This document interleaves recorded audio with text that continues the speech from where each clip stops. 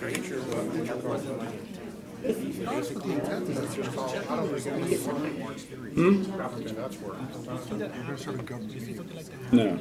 I've been upstairs talking to Mark Lynch about projects.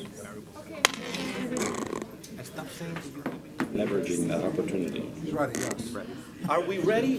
He's ready. We are ready. Wound up. Mr. Booth? I'd like to go ahead and call the school board meeting of Tuesday, July 12th to order. Just a reminder for everybody to please check your cell phones and silence them.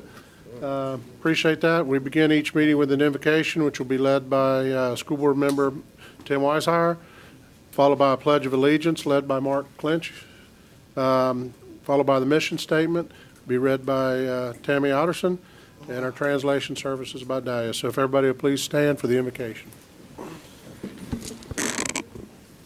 If you'll join me at this time, God, we come before you tonight, both humble and grateful for your great love and mercy and the opportunity you provide for each one of us in our individual lives to fulfill our callings and our purpose. We ask for your guidance, your wisdom, and discernment for this body tonight. We ask that you will enable us to make decisions that are both honoring and pleasing to you, as well as in the best interest of the students and the community that we serve. We come together tonight, we praise you, and it's in Christ's name that I pray. Amen. Amen. Ladies and gentlemen, please join me in reciting the Pledge of Allegiance. I Pledge allegiance to the flag of the United States of America and to the republic for which it stands, one nation, under God, indivisible, with liberty and justice for all. May be seated. The mission of the Osceola School District is education which inspires all to their highest potential. Thank you, Tammy. Good evening, my name is Dalia Medina. I'm here to provide translation services. Mi nombre es Dalia Medina. Estoy aquí para proveer servicio de traducción. Gracias. Thank you, Dahlia. Thank you, Mr. Weishauer, for leading us also. Yes, sir. Brings us to presentations. The Certificate of Achievement. Sarah, are you doing that? Or Dr. Pace, you doing that one? Okay. You ready? Yep. Good evening, board members and Superintendent Pace.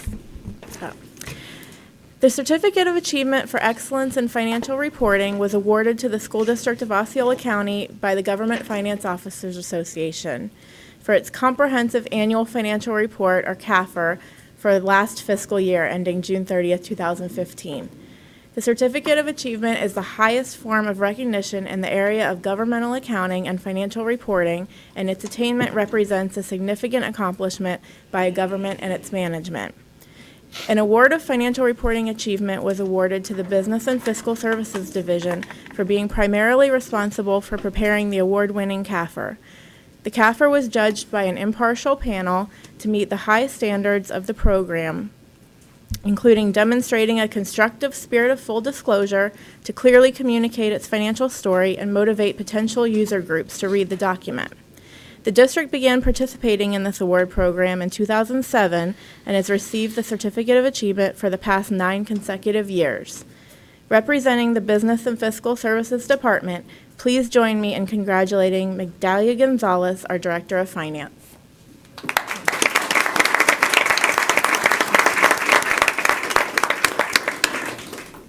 I would like to present her with the award. You, Sarah? Congratulations, Dahlia. Thank you.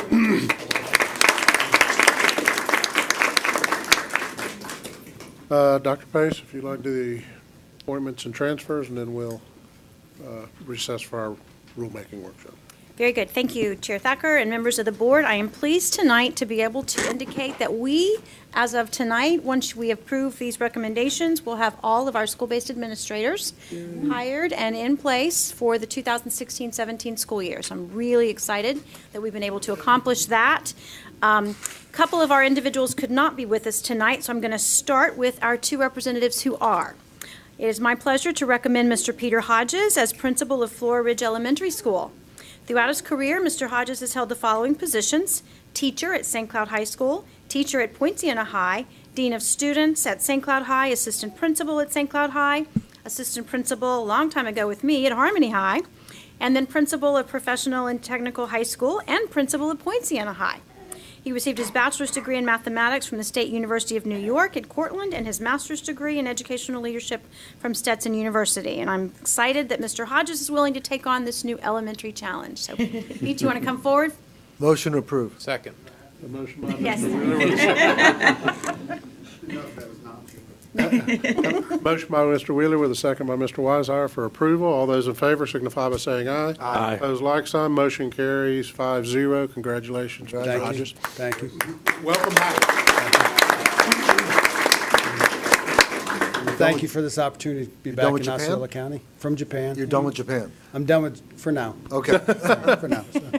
But an opportunity to be back here and serve the school board and superintendent of Osceola County, so I'm excited. We're very excited for you. Welcome home, Pete. Glad to have you back, too.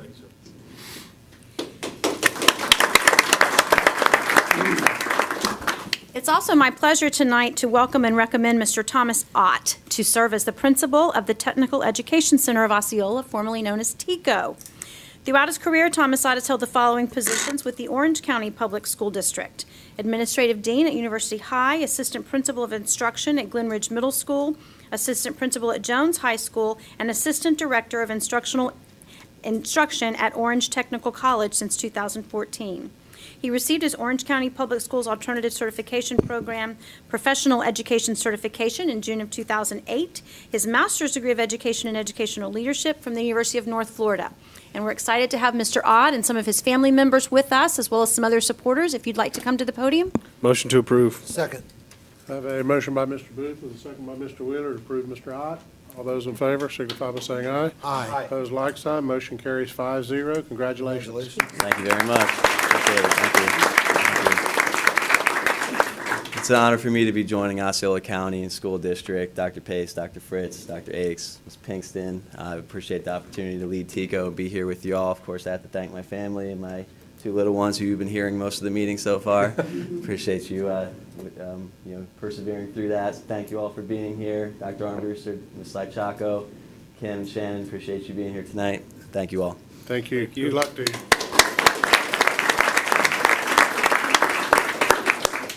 And it is permissible for you to leave if you'd like. Superintendent, or Chair, I'd also like to recommend two additional appointments. First of all is Sharon Hahn as principal of Central Avenue Elementary. Throughout her career, Sharon Hahn has held the following positions: teacher in Newcastle Community School Corporation in Indiana, principal at Benjamin S. Parker Elementary in Indiana, principal and International Baccalaureate Coordinator at Columbia and Wallace and Lafayette Park Elementary Schools in Indiana, and currently serves as the District International Baccalaureate PYP and Title I Coordinator for the Kokomo Center Consolidated School District. She received her bachelor's degree and her master's degree in elementary ed from Ball State, and I am confident she'll be a great addition to our leadership team at Central Avenue. Motion approved. Second. I have a motion by Mr. Wheeler with a second by Mr. Weishauer to approve Sharon Hahn as principal of Central Avenue High. Any further discussion? Hearing, Central Avenue Elementary. didn't I say what I said? Central Avenue Elementary, I'm sorry. Thank you, Jay, for correcting me. I don't know where she would have gone. Go to work. Hearing no other discussion, all those in favor signify by saying aye. Aye. Opposed, like sign. Motion carries 5-0. And finally, sir, it is my pleasure to recommend Ms. Lisa Tyndall to serve as the assistant principal of Ventura Elementary School. Throughout her career, Lisa has held the following positions, starting here in Osceola County as a teacher at Michigan Avenue, teacher at St. Cloud Middle, teacher at Florida Virtual School, and then she served as a secondary math curriculum specialist for Osceola School District, and the teacher and testing coordinator at Harmony High. She's also served as the district-level senior administrator for secondary math, science, and STEM in the Orange County Public School District.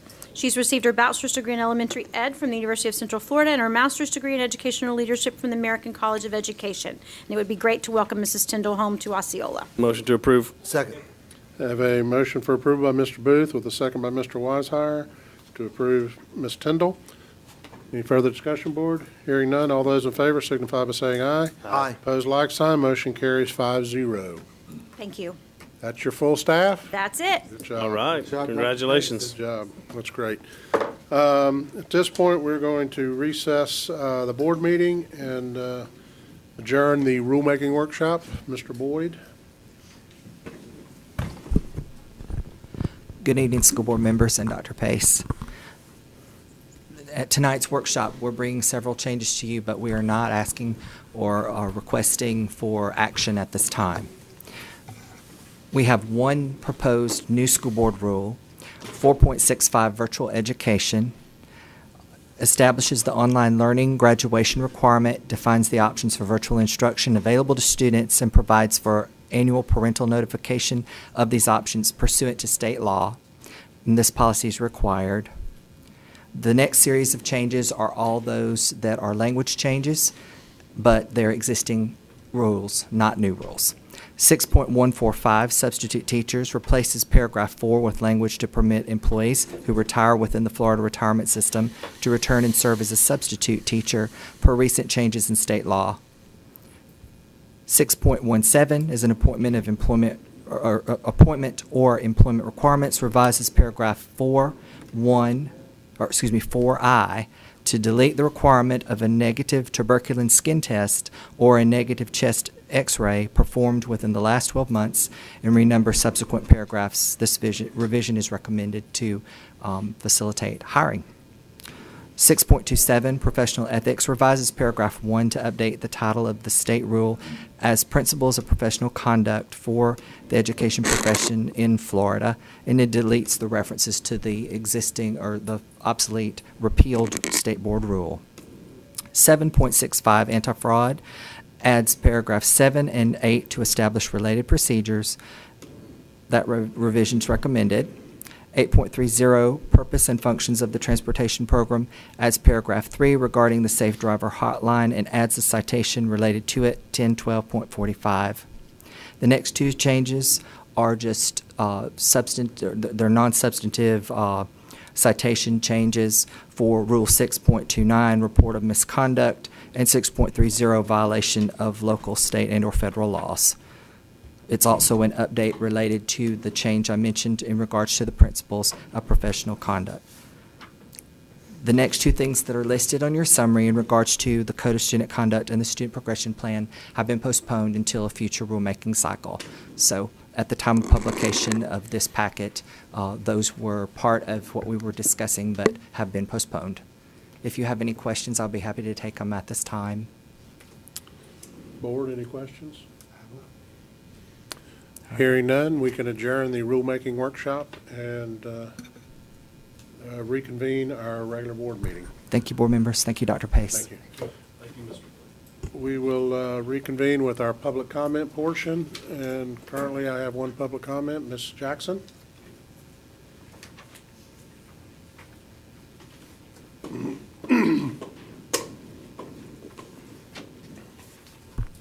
April Jackson, 722 Malbert Street, Kissimmee, Florida, President of Osceola County Education Association.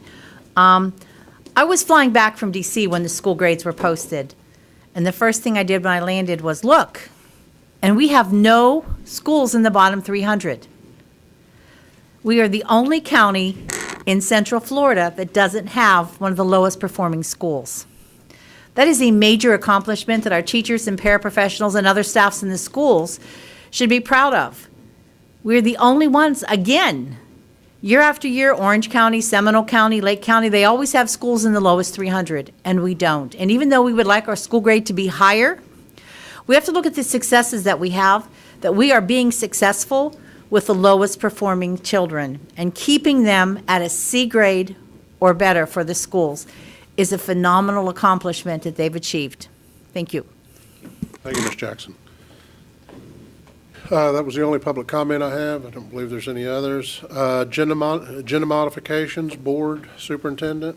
I know we have a blue sheeted item for curriculum being added. Is there any other changes to the agenda? No, enough for me. Yes, sir. I'll make a motion to approve the agenda with the blue sheeted item. I have a motion by Mr. Booth to approve the agenda with the modification on the blue sheet, and a second by Mr. Soto. Board, any further discussion? Hearing none, all those in favor signify by saying aye. Aye. Opposed, like sign. Motion carries 5-0. Thank you, Board. Brings us to our informational agenda items. The academic calendar, there's several versions, so I'm assuming there's some discussion. Mr. Phelps can share a little bit of background information with you. There he is. Thank you very much. Yes, before you have two versions of the proposed 2017-18 academic calendar. The committee met a couple weeks ago to review both versions. I'm going to highlight some of the, differences between the two, and then also what the recommendation was from the committee. Version 1 starts the school year on August the 10th, with the pre-planning starting a week earlier, which is August the 3rd. Some of the highlights there would be that we end the first 9 weeks with 45 days, which is exactly spot on as far as a 9-week grading period. We have a week off at Thanksgiving. That's the week of the 20th. And we will end the semester on the 21st of December, which allows for 42 days in the second 9 weeks, a total of 87. I want you to know that's about as close to the 90 mark, which is a semester total that we always try to strive for. In the past, we haven't been able to really get that close, so we're pleased that we're able to get to an 87 mark. We return after winter break, which is a 2-week period, and we start again in January, which is a new semester. And then we will end the third grading period just before spring break, which is scheduled for March the 19th through the 23rd. And then we come in at the end of the school year, which ends the day after Memorial Day. Again, giving us a total of 180 days for the total for the school year. The only difference between version 1 and version 2 is how we end the school year. And we end the school year in version 2 prior to Memorial Day. So we will actually end May the 24th, which is a Thursday, and post-planning for teachers would be the 25th. Again, that allows for the school year to end prior to Memorial Day.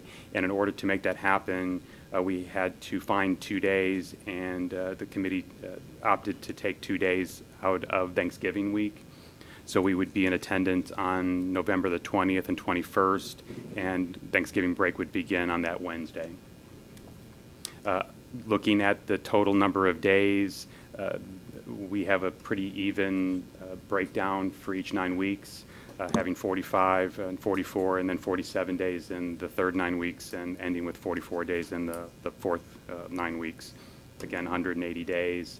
And the committee had some pretty good discussion about both versions, and they, with everything taken into account as far as getting the even number of days per 9 weeks and being able to end prior to Memorial Day, the committee was making the recommendation for version 2. What we're asking for today is we're not asking for a vote today. We're open up for discussion and putting it online for community members and parents to have some input. What we would ask for is maybe some direction from the board as to, do you want both versions posted? Do you like one version over the other? Do you want us to post one only? That would be some direction we would be looking for from the board. Mr. Booth? Yeah, Mr. Phelps, I know you and I have discussed the Thanksgiving before, and as a person who lives here, I don't have to travel on Thanksgiving. I always know I'm going to be home, and so I'm fine with that. I certainly know that we have a lot of folks that we have recruited from Pennsylvania and Michigan and lots of other places who need to travel. I would support at this time version 2, but with the understanding that we do know that that's going to cause some trouble for those folks. Thank you. Mr. Wheeler? I got a question. I mean, and I apologize, Dr. Pace and Mr. Phelps, for not bringing this to you before, as long as we're talking about the schedule. What about, I know in October, we've got a couple of days that we're giving students off for at the end of the first 9 weeks, I guess.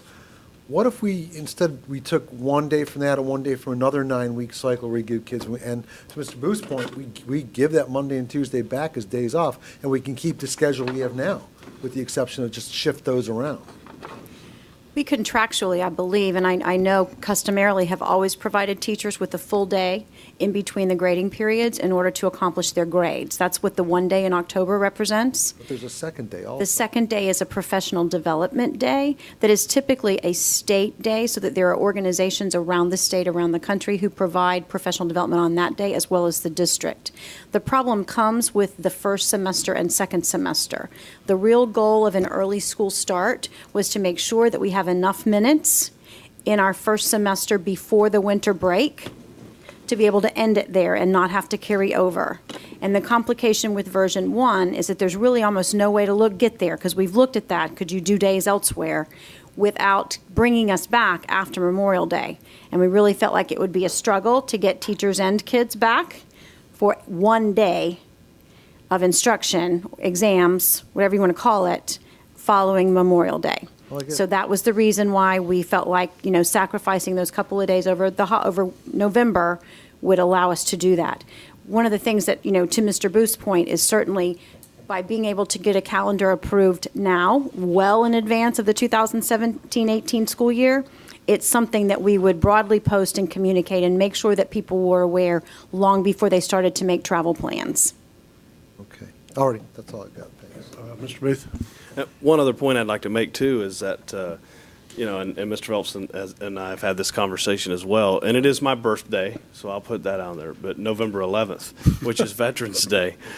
We should all have that day off. No. I actually, we never, when I was a student, got Veterans Day off, and I know that there's been some blowback when schools have given the Veterans Day off and then tried to put it back on. But I'm going to tell you, I really believe that our students would get more out of Veterans Day by being in school and having a dedicated, that this district has some sort of policy in place that is a dedicated, Veterans Day programs inside the schools. I actually believe that would be the better way to approach that. And I think on this calendar that I'm looking at, that Veterans Day falls on a Saturday, and we're still taking the 10th off, and I don't understand that either. That is considered a legal holiday? The legal holiday. It's a federal holiday. Federal holiday. Still get your day off. I've got a... My birthday doesn't change. I've got one thing I didn't understand, Mr. Phelps, is you took the one day off of November 29th or whatever it was, but then we took 2 days out of... May 29th. May 29th. Right, because you've got post-planning there, too. So you've got the last day of school and a post-planning day, which brings it back to before... Oh, so you got the teachers out, too? Okay. Yes. Mm-hmm. I'm just going to give my 2 cents, and I'm not going to lose sleep probably over this, but the one thing nice about the Thanksgiving week is we live here, too, but we have always gone away for that week. And the nice thing about the Thanksgiving week is, as an employee, you only have to take 3 days vacation, you get a whole week, and you can go do something with your family. I think there's a lot of people that, when my kids were in school, did the same thing. And that's the only opportunity, as a working person during the year where you can economically take that little bit of time off. There's not as much going on. It's easy to get out. So I hate to see that lost. I wish there was another way to do this, but...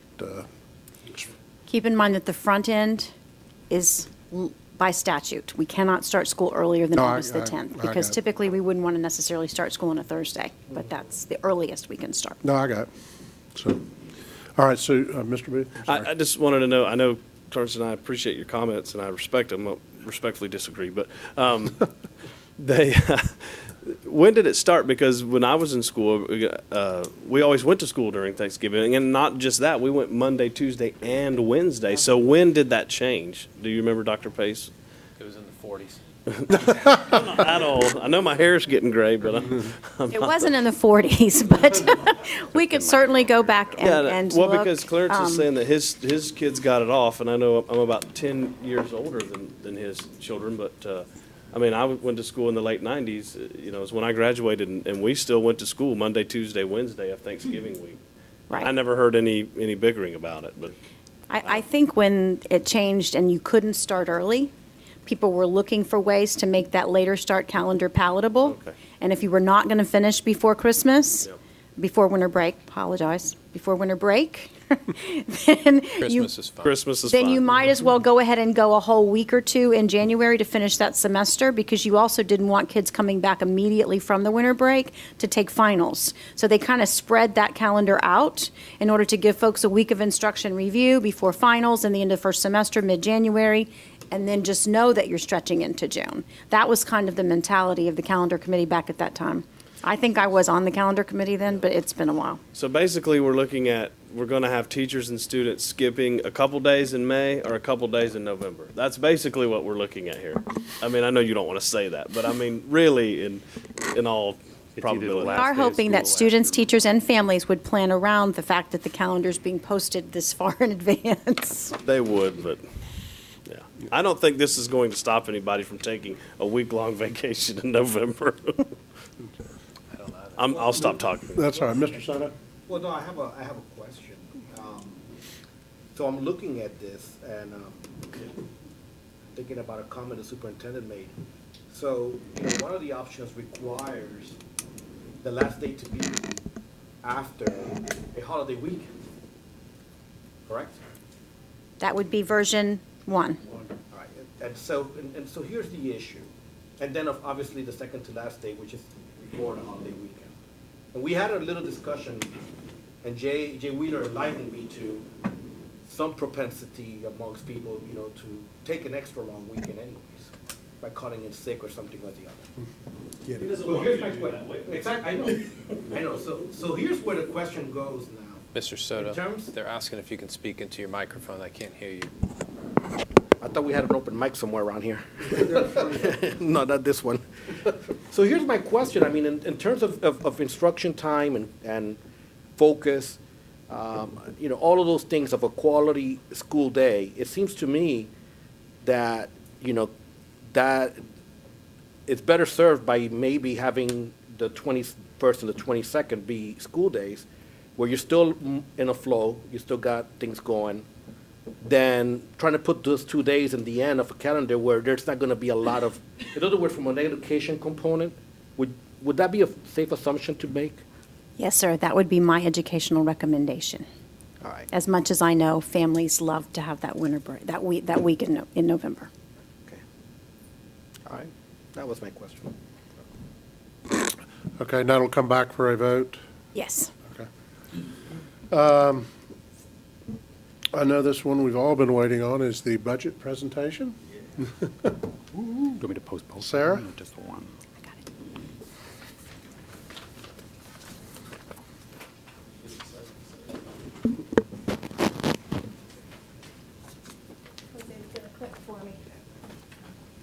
I'm glad you're all so excited for this. I'll give him a minute. So tonight we are going to be presenting the 2016-17 proposed tentative budget. This presentation is for informational purposes only. You will not be approving the budget tonight. We expect the Department of Education to release the second FEFP calculation sometime later this week. Based on that information, we'll make any necessary changes and present a tentative budget for your approval at the August 2nd public hearing. At this time, I'd like to briefly walk you through the budget and provide a summary of the information within the document. And you should have all received the document electronically already. Okay, got it up. The first page of the document is a letter from Superintendent Pace that outlines the goals of the district's strategic plan. As we mentioned earlier at the workshop, as we continue to work through the budget process, we're ensuring that the funds are allocated in alignment with these goals. And so we'll be bringing the budget back at the same time we bring the strategic plan back to you on August 2nd. The next page provides a district overview, including the county population, projected FTE, and number of district employees. The pie charts in the middle of the page reflect funding from federal, state, and local sources and the breakdown of schools by type. The graph at the bottom of the page summarizes the operating budget by major category. Next is a table of contents to guide readers through the document, and that brings us to the introduction section. On page I-2 is the budget timeline. The highlighted sections are the board meetings related to the budget process as required by the Truth in Millage Act, or TRIM. Tonight, we're presenting a proposed tentative budget. The public hearing to adopt the tentative millage rates and budget will be held on August 2nd, and then the public hearing to adopt the final budget and millage will be held on September 6th. Following the timeline are the budget conventions. This section provides definitions and additional details regarding the development of the budget. On page I-6 is a summary of the overall budget by fund. The detail supporting this summary is in subsequent sections of the budget document. The top right section shows the total proposed millage of 6.947 mills, and the bottom right reflects the total proposed budget of $917.8 million, and that's for all funds. The next couple of pages provide FTE projections by school. The total projection for the 16-17 school year is 63,063 FTE, which represents an increase of 1,831 students over the 15-16 year. This graph provides the same information, but it also provides a historical overview of the district's FTE over the last 10 years. The Property Appraiser's Office certified the tax roll on June 28th.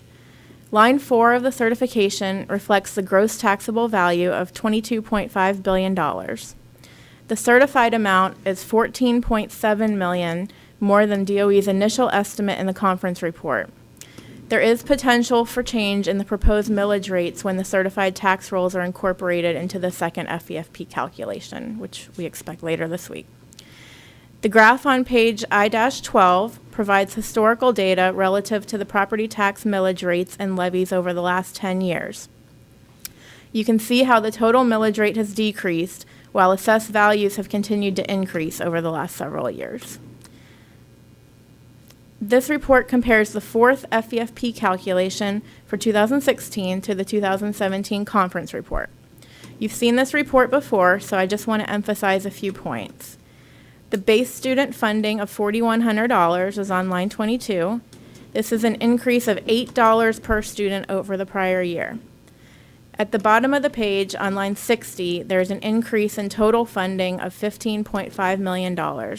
And the line directly below that, you can see that this equates to $48 increase per student, or 0.71% increase.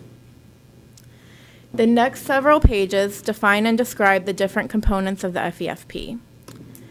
Page I-19 shows the change in total FEFP funding and funding per student since the 2009-10 school year.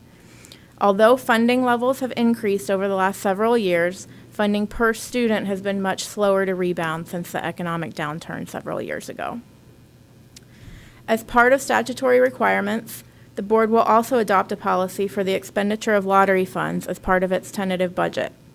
On page I-20 is the proposed policy for 2016-17.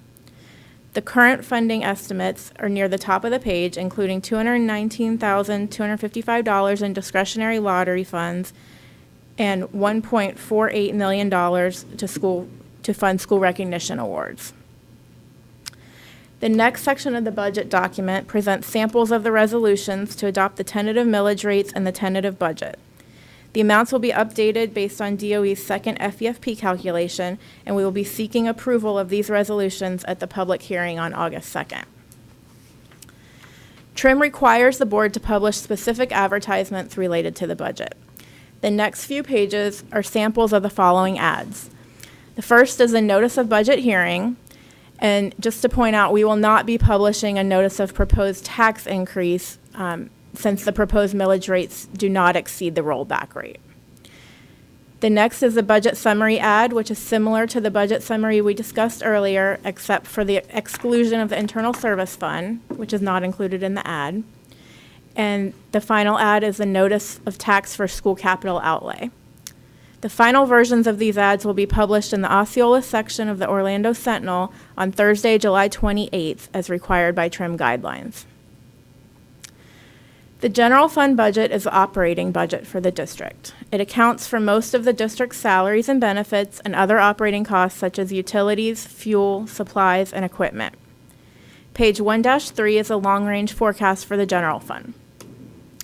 The 2015-16 figures are still estimates as we're currently in the process of closing out last fiscal year.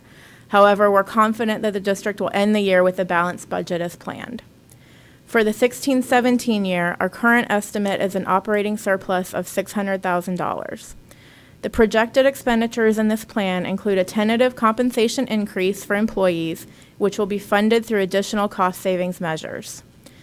While the district intends to continue operating within a balanced budget, it is important to point out that with minimal increases and possible reductions in per-student funding from the state, as the district continues to grow, we will not be building reserves at the same rate, and therefore we're forecasting a decline in the unassigned fund balance percentage, as you can see on the bottom row.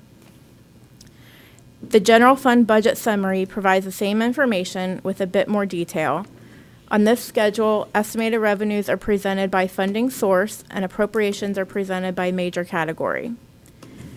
Pages 1-5 through 1-7 are supporting schedules. Each of these schedules also compares the 2016-17 tentative budget to the 2015-16 final budget. Pages 1-8 through 1-10 show the detailed budgets of the reading and supplemental academic instruction allocations. On page 1-11 is a list of line item allocations. Total recommended funding is currently $17.6 million. There may be some minor adjustments to these allocations before the August 2nd budget hearing, but we don't anticipate any more major changes. Next is the debt service fund, which accounts for the district's long-term debt. Very similar to the schedules in the general fund, a summary of revenues and appropriations is included with a year-to-year comparison of the budget. The summary is followed by supporting schedules by fund. Pages 2-7 and 2-8 list future debt service payments through 2035. The total principal amount outstanding is currently $242.8 million, and the sum of principal and interest payments through 2035 is $302.2 million. The debt capacity analysis on page 2-9 shows the amount of $1.5 million capital outlay funding that is obligated for the repayment of debt. At the bottom of the page, the percent indebted measures that amount as a percent of revenue. Revenue and expenditure activity related to the construction and renovation of the district's buildings and grounds are reported in the Capital Projects Fund. The major sources of revenue for the Capital Projects Fund include our $1.5 million capital outlay tax, impact fees, sales tax, and PICO funds. These charts represent revenue trends for each of these sources over the last 10 years and project funding over the next 5 years. Page 3-4 is a summary of the 5-year capital plan, which is followed by detailed plans broken down between capacity sources and non-capacity sources. This plan includes the $4 million fixed capital outlay line item, which was appropriated by the legislature this year. On page 3-5, you can see that this plan includes the construction of a new high school at Boggy Creek, classroom renovation project at Westside K-8, and a classroom wing addition at Poinciana High School. In addition, this plan incorporates the Celebration Island Village Elementary School and the associated funding obligation from the Celebration Company. In the out years, we have also included the middle school at Harmony and an additional elementary school, which are dependent on impact fee revenues materializing as forecasted. Following the capital plan are standard schedules for revenues and appropriations and supporting schedules by fund. Page 3-15 through 3-22 detail the appropriations for technology infrastructure and maintenance and renovation projects, including carryovers for those sources. The Special Revenue Fund is used to record the activity of the food service program and federal grants. This section is comprised of a summary of the budget and the supporting schedules by fund. The final section of the document is the Internal Service Fund budget. This fund accounts for the district's self-insured group health and life insurance and casualty insurance programs. The board's contributions for employee coverage and deductions are dependent coverage, and deductions for dependent coverage are recorded in this fund. Again, standard schedules summarizing estimated revenues and appropriations are followed by the supporting schedules. Pages 5-5 and 5-6 show the costs associated with the Health Insurance Trust Fund. This budget includes projected claims expenses of $50.9 million, as well as an additional $3.6 million to operate the Center for Employee Health. We're projecting a decline in reserves as the district has made a significant investment in our employees with the opening of the center. The next 2 pages show the activity related to the Casualty Loss Fund. And finally, the last page lists the district's health insurance rates. The board contribution for each employee's health insurance coverage will continue at $6,398 for 2016-17. Board members, that concludes my presentation. Are there any questions regarding the proposed tentative budget at this time? Board, any questions? Good job. Thank you. Good job, sir. My question's not for Sarah. It's really just it came up in the capital budget. When is the plan to start the wing at Poinciana High School? It's on the books for this year. I don't know that Mr. Clinch has had an opportunity to really engage with the staff about when it would actually start. Is that correct? Okay, and that's why I was asking because I did see it was in the. It won't open for 16-17, obviously, but the goal is to have it ready for 17-18. Right. Okay. Our middle school in Harmony is going to open 17-18 too? Is that what you're? We're going to get a locker room at OHS. We're going to get the turf field at Celebration High School and the elementary school there. Board, any other questions? We're going to get it all done eventually. Good answer. That's right. Sarah, Thank you. Nice job. Thank you. Appreciate it. You got to ask. It was in the plan. Brings us to update on the Center for Health. Ken and Lauren.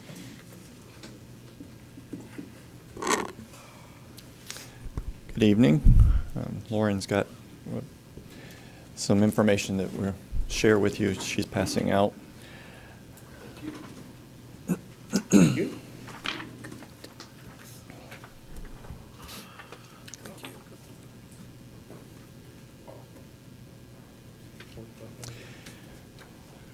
This is information that was shared recently in a meeting that we had actually with Dr. Pace and folks from Cigna and from our Florida Hospital friends and Gallagher, just reviewing the entire program. But this was interesting, showing you the overall patient visit counts, and I think the question had actually come up previously. This is covering the first 9-week period that the center was open.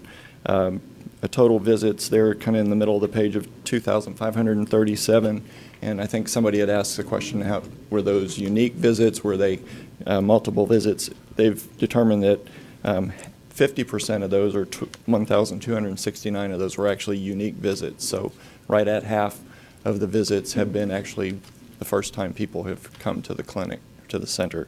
So we were really excited about that. That's a great number of our 7,000 employees that are visiting the center so far. Further down, or there at the bottom, shows you that we actually had 98% of the people that have had that visit were covered by our Cigna health insurance program, with about 2% or 55 people that were covered by other insurance. The question, sorry, when I'm looking at this as well, never mind. I answered my own question. Thank you. Okay. Good job. Good. Great job. The next several pages are just, they had identified these folks by the zip code where they live, and so this kind of gives you an idea of where the folks are coming from. And like I said, the next couple of pages are just copies of maps that put those numbers into pictures, so you can see the location of where the folks are coming from. On page 5, it's the Center for Employee Health volumes, the number of visits or the different types of visits. You can see the bottom is kind of the darker blue, our primary care visits. The orange are urgent care visits. Non-physician, the gray, would be if somebody's just coming for blood draw or for x-rays or something like that. The yellow is people that are coming to visit the nutritionist that's on site. And then the darkest blue, I guess, at the top are the physical therapy visits that are taking place in the center. So that's the color version, and then right behind that are the actual numbers in a chart that you can see what the numbers are if you're a, depending on I just how would remind you guys that we kind of started out as a soft opening. If you remember, we didn't really even, we communicated, but not any kind of a push for those first couple of weeks until after the employee grand opening. And you can see how participation has increased and stayed steady since then. Yeah, there's a nice trend line that flows through that graph, so it is continues to increase. I got a question. Yes. So is the center tracking, in terms of what it's costing us to operate and run it, right on target, above or below what we expected? The first budget that you had approved, they're just under that initial budget that's coming in, yes. Okay. So we have been looking at that. However, I would caution us to remember Yes. that first budget was predicated on an opening in March, and we didn't open until the end of April. End of April. So that's provided this kind of a cushion. As of this time, it's still a little early to tell, and if you remember, we also recommended that we add a provider and increase this budget for the upcoming year than where we are.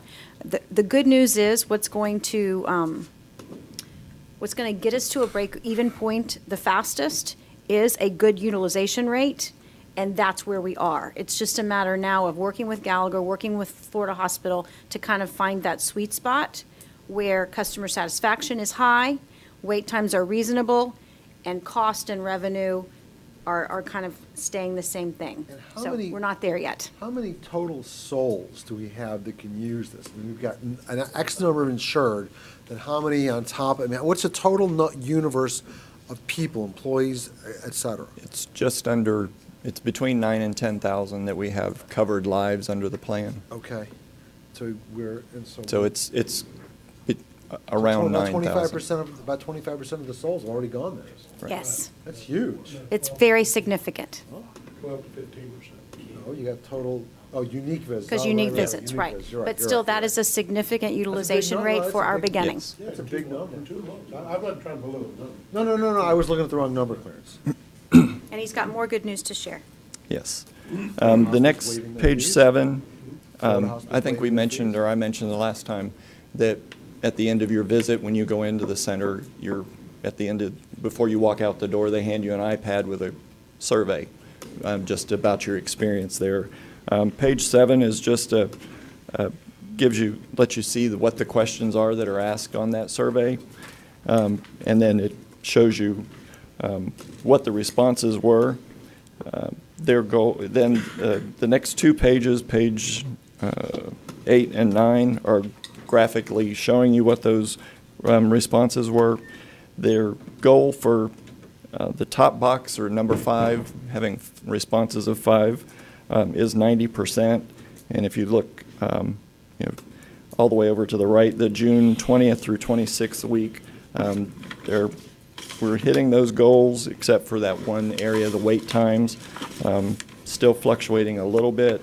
If you look at the next page, page 9, the combination are adding 4 responses and 5 responses. Their goal there is 95%, and we are hitting or above that goal on the responses. So the people are responding well. The satisfaction surveys are improving. Mr. Board, I can tell you that these numbers from serving and seeing some hospital data, serving on some boards that I do, that these numbers are very good. So congratulations. Thank you. And the survey response rate is over 80%. It's That's very even better. good, yeah. Yeah. So, and then the last page is just the graph of what you see in the numbers that back up the graph. So, and as we were leaving, I think everybody else had left, so I wanted to share this with you all because you were definitely part of this. But as we were leaving that meeting, we had hung around and were talking a little bit, and we were walking out the door. We were in the conference room that's right next to the double doors where you go into the waiting room, into the center. And as we were walking out, a patient came out of out of the center doors. And she kind of went on by, and then she stopped and turned around and came back, and she said, "Did you all have anything to do with this center being available for the employees of the school district?" And we said, "Well, yeah, we've been pretty heavily involved in this project." And she said, "Well, thank you." She said, "I want to thank you very much." She said, "This is one of the greatest things that's ever happened to us as employees." So I wanted to pass that along to all of you because thought you needed to, you deserve to hear that as well. So it was, she said, "I'm not the only one. There are a lot of us out here that really appreciate this." So thought that was a great testimony for what this means to our employees, or what this is, the services that are being provided to the employees. That's good. Thanks for sharing that. Mr. Weiser, you got a question? Thank you for sharing that. And I've heard similar comments from employee after employee that's taken advantage of this opportunity. But I appreciate you sharing it, and never stop sharing, because we need to, as April kind of pointed out earlier, we need to celebrate these successes within our district. And as the board and as the leadership team and as a staff make difficult decisions to do the right thing as the leaders of this organization, it's always good to hear that it's recognized and appreciated, and that was being affirmed as well. So continue to share that. I also want to tell you that your report, I think, today is perfect. It provides exactly, at least from what I'm looking for, exactly what I'm looking for as the financial component of this continues to evolve. Right. That will be the next piece for you to include in these summary reports for us. But the zip code tracking and the heat maps that you provide as well is extremely helpful as we start thinking about what's the next evolution of this going to look like. And so thank you for responding to the questions of the board, listening to what it was that at least I and I think all of us were looking for with the various components of this report. And as far as I'm concerned, I've heard nothing but good news tonight. So thank you. Great. Thank you. If I could take just one extra second and publicly thank someone. I don't know if you all have heard or not, but my right arm has accepted, Lauren Haddix has accepted a position in Seminole County Schools as the Director of Risk and Benefits Management. And I just wanted to publicly thank her and let her know how much she's going to be missed here. So thank you very much. Thank you. Good luck. So, Chairman, if I may, I take back, I heard almost all good news tonight. Congratulations, Lauren. Good luck to you. Congratulations, but you've been a great asset. No, you do great. Board, any other questions on the health clinic? If not, we will move on to the regular agenda, curriculum and instruction. Mr. Chairman, I'll make a motion to approve under Roman numeral 7, items A through C as submitted. Second. Have a motion by Mr. Wheeler with a second by Mr. Booth for items A, B, and C. I just want to remind you that the blue sheeted item goes under that category too. I added that. Okay, I heard you. Okay with the second? Yes. Okay. Yes. Okay, so I have a motion for approval by Mr. Wheeler, with a second by Mr. Booth, to approve items A, B, and C under curriculum instruction, as well as the blue sheeted item on the franchise agreement between Florida Virtual Schools and the school district. Board, any further discussion or questions? Hearing none, all those in favor signify by saying aye. Aye. Opposed, like sign. Motion carries 5-0. Thank you, Board. Next brings us down to business and finance. Mr. Chairman, I'll make a motion to approve under Roman numeral 11, items D through M as submitted.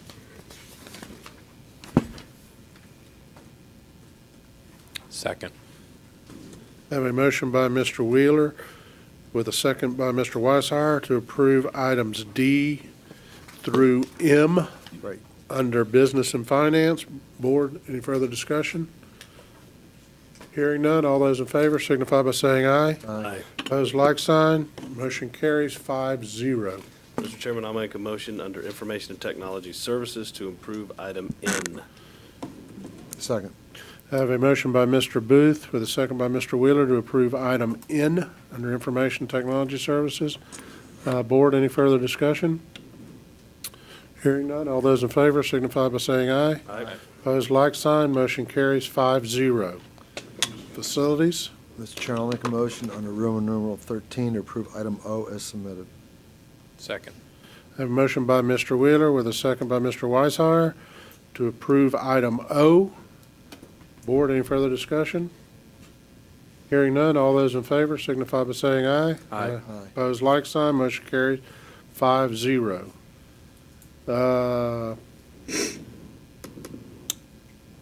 Superintendent, you've done recommendations. Larry, I know you need to ask for executive session. You want to do that here or down at the end of the meeting? Oh, this is fine. Okay. It'll be brief. Mr. Chairman, I'd like, at the next school board meeting, to place on the normal portion of the agenda an executive session to discuss WH, it's the Harari case, as parent for KH, a minor, and MR versus the school board. That's a circuit court case in Osceola, 2014 CA 000391, and any other pending litigation to which the school board is presently a party. And we'll, if the board approves moving forward with that, we'll provide to the superintendent the notice to publish showing who will be attending at the meeting. Yeah, that's fine with me, Board. Any problems with that? Okay. Sure. Thank you. No problem. Dr. Banks, do you have any updates? Any other? I believe so. Okay, brings us to unfinished business. Mr. Wheeler, you have 2 items. Yeah, You want to start with the athletic stuff? Sure. Ricky, this, you weren't here for the last time. I watched you. Okay, good. Good. I'm glad you watched. Well, since then, I have, Not live, but. okay. You saw me eat barbecue earlier. Since then, I have been in touch with some of Mr. Brown's colleagues at his law firm about this. It turns out that in order for us to do this and not be out of compliance, I'm not going to say be in compliance, but not be out of compliance is a better term with Title IX. The way that we can do this, if we wanted to make a change, allowing coaches or athletic teams to earn money and then have some of that money go to that team for either assistant coaches or coaching stipends, et cetera, we would have to, in order to make sure that we don't get a civil rights complaint that we can't win anyways, make sure that a boys and a girls team together, even if the opportunity is given to both sports. And the boys team takes advantage of it, but the girls team doesn't. They can, and I talked with Roger Deering at F8, Florida High School Athletic Association about this also. Even though the opportunity is offered to both, they can submit that they are the offended party, they should get some, and you're in a world hurt. Whereas if girls raise money, boys can't make any claim. And I'm not telling you what's right or wrong as much as I want to keep us out of court. So, and I'd still like to find, we talked about finding new and different ways to raise money. And Ricky, you've talked about stipends, and I know how important it is. I think that, and this all was kind of the nexus. I mean, at a meeting, Dr. Pace brought up what booster clubs did. We found out that, I announced it, we found out that, well, we can't do it internally because we have a policy. We have to make the policy change. And with the Celebration High School Booster Club, we're an approved vendor with Orlando Centraplex, which is Bob Carr, Dr. Phillips, Amway Center, and Citrus Bowl, whatever they're calling it, the Camper Stadium or something like that now. But whereas if a team works, they're guaranteed a certain amount of revenue, et cetera. And I would want to, and all these coaches, I found out being the booster president, are always begging you for money. But I've given them an opportunity. They're really not taking. Some have taken advantage. Most of them aren't, and they can. And this way, if they know there's a chance for them to make a little money also for themselves or their coaches, that might be an enticement. But again, in order for us to do this really and stay out of trouble, we'd have to have, if a boys team does it, they've got to partner really with a girls team or decide to give a portion of the revenues to the girls team, which I don't think they'd be thrilled about that, but I think they might be able to entice a girls coach to do it too. I really think they could. So that was, since we met, that's what I've fleshed out in terms of making sure we don't get in trouble with Title IX. And I know Mr. Willer, because I've had some long conversations with Mr. Brown as well, because as you know, I want our coaches to be able to make more money. I mean, I grew up, I was the son of a coach, so I know how much time they put in. I know how much extra time they put in. I was with my dad opening the weight room on Saturdays. I mean, I know what these guys are doing. I'm all for coaches making more money. I don't think at this time I could support any kind of a policy change that would allow the booster club to somehow funnel money back to. Not the booster club so much as other entities. Well, the money would be coming through the booster club and then given back out in the form of a salary, correct? I mean, that's what we were. just give them back out to the coaches, let them determine how they. Well, that's not the way that I Oh, understand. the way I couched it was, Because my argument has always been about the stipends, about I'd like to be on par with the best districts in our area, especially, you know, on the high revenue sports like football and the sports that take a lot of time. I know Ryan Adams has done a lot of work looking at some of the sports take a lot more time to coach. They have more games, more travel time, more all these things, and we've tried to equalize those, girls and boys.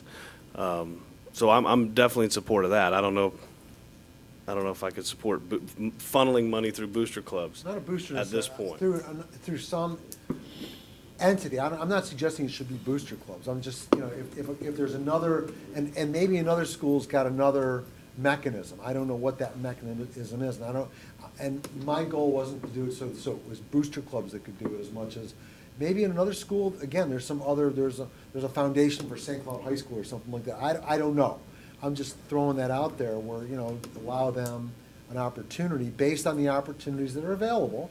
But you know, I'm trying to motivate them and incent them at the same time. Jay, can you describe a hypothetical how this would work?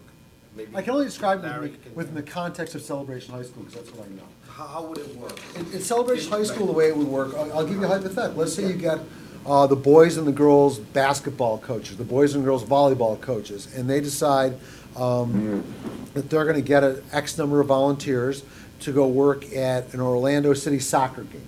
And they work an Orlando City soccer game, and based on the number of warm bodies that they have show up, that's how they get paid. They get paid, if you have 2 people, you get less than if you got 10 people.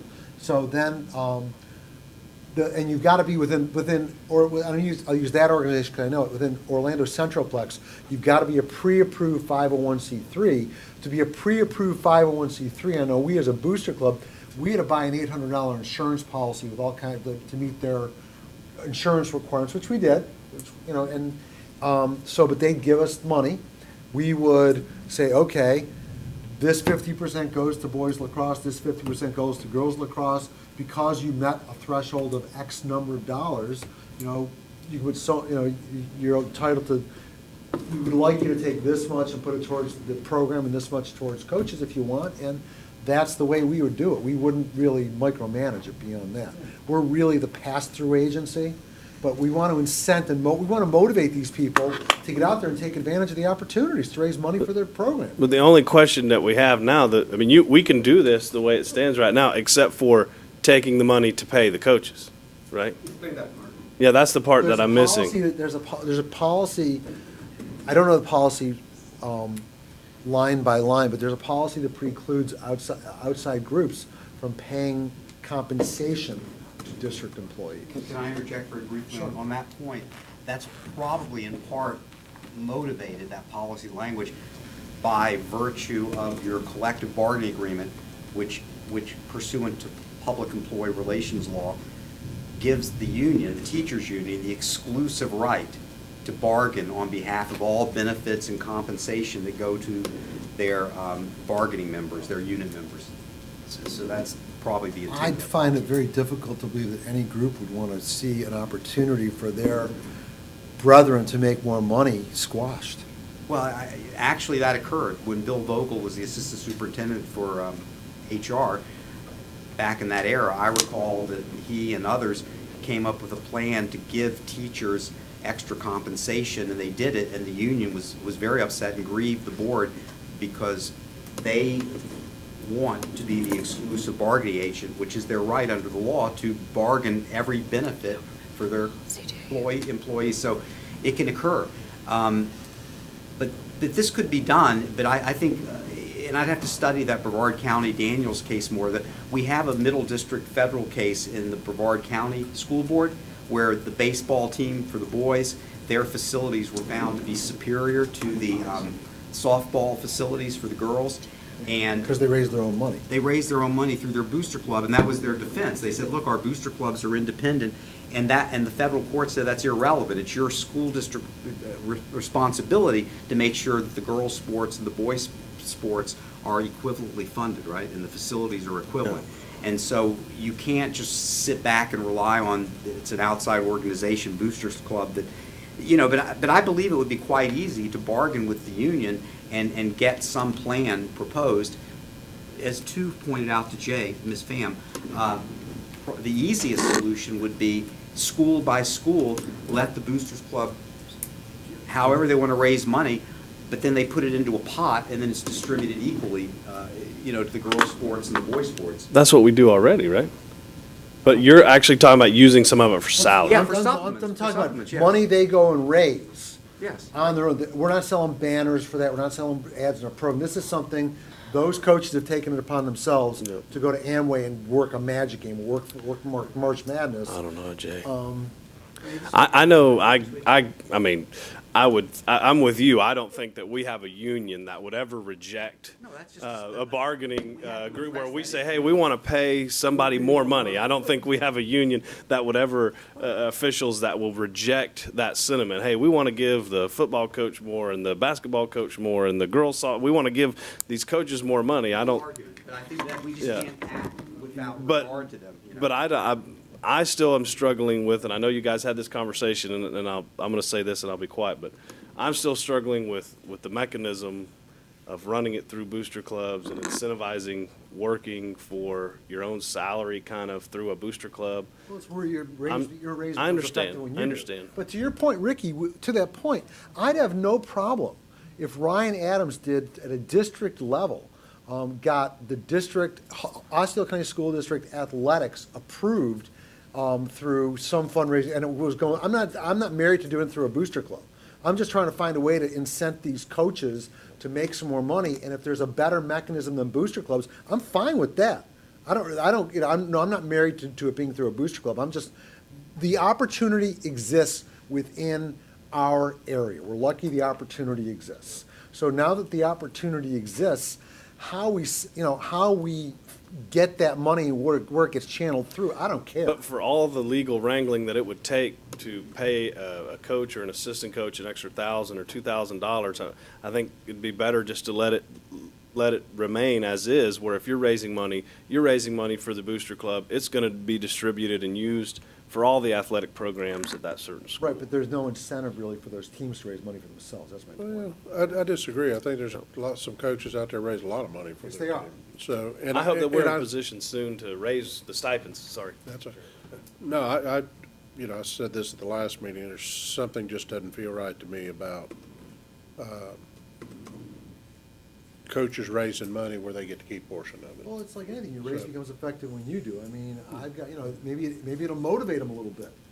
It's just still something, just I don't know what it is about it. It doesn't feel right to me that, I just can see coaches wanting to coach a team with 2 players on it so they can go out and make an extra few $1,000 raising money. So I don't know, Well, they're not gonna raise that money without volunteers. Very true. I mean, so on their own, they're not gonna do it. The only comment I want to make is that I understand very well what's trying to be accomplished. I get that. And but I have something different that's bothering me about it, and it's not quite the same thing that you alluded to. It's just that, the way coaches get compensated normally, all right, they have almost like a free market system. I'm talking outside of the school districts, okay? That's what we can read about, in the newspapers. We read about how college coaches and pro coaches, they pretty much follow a market system. Here, we don't even have that. We never have that. So a coach is pretty much aligned with what a teacher would be like in terms of how an employee relationship would look like. Am I correct? Yes. Say that? Yes. Okay. But here, what they're accomplishing, and I was listening to Ricky, Mr. Booth, and I actually, I really appreciate your comments about that and your own personal experience. That, from a coach's perspective, there's something more that they do, and that's what you want to recognize and you want to compensate. But I agree with Clarence as well. I mean, it probably needs to be done through the bargaining process. I think that. I agree with that too. What I want to say is this, to the board, is that, I'm favorable to that based on everything that I've heard and what you guys feel about it. But I don't see any other way to do this where it will stick and it will cost us the least amount of headache, and it'll do what we what we intend to do. Then bargaining. So that's my position, Jay.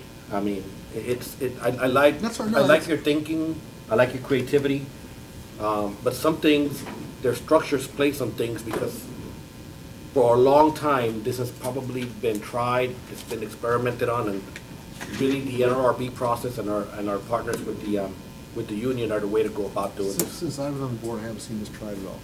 Anyway, No, I'm just saying, but you know, when I heard Larry Brown speak about some cases, that gives me the impression that well, that's why a lot of these things have been tried already. Well, what's been tried is but now we know we've got to make sure that we don't get into a Title IX situation, and that makes it, and that gums it up. I'll admit it. That makes it more complicated. Mr. Weishar's got a question or comment. Thank you, Chairman. Mr. Wheeler, I think the last prior to this statement, the last comment you made is probably what I agree with the most, which was, is there a way for Ryan Adams to look at that from a district level perspective, building in the process and the safeguards that are required, as well as utilizing your approach, which I think we all agree with, which is thinking outside the box and creatively to find funding mechanisms. I expressed at our last meeting or the last conversation we had about this some of the same concerns that some of our peers had just expressed tonight. So the initial approach that you were looking to make, I don't agree with. The overall desire, I absolutely agree with. The mechanism, though, I think really we need to just, if that's the direction the board's wanting to go, to say let's explore this, but let's build in the parameters that we need to and get away from what your idea was, but stay with the intent of your outcome. I think we need to turn to the superintendent and then ultimately Ryan Adams and say, is there a way to work within the legal confines we have to and build a system or structure at the district level that would support the idea of creating additional funding opportunities for our coaches and so on. So through fundraising, maybe again the money gets funneled through the district, doesn't get funneled through a booster club or through a school. So, but that would be my. I mean, I don't want to.